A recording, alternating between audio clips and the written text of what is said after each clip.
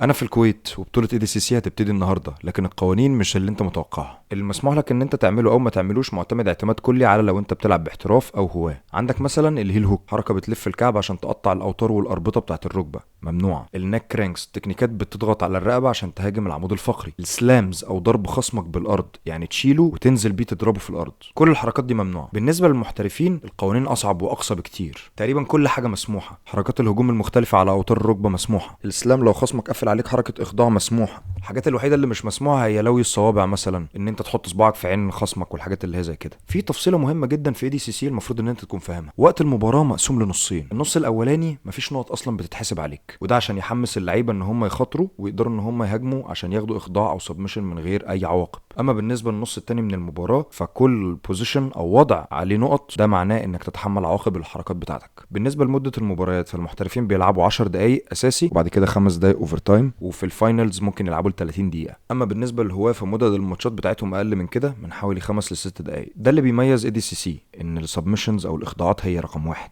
واستنوا الفيديو بتاعي بكره عشان هشرح لكم بالظبط ازاي النقط بتتحسب. اشوفكم على خير.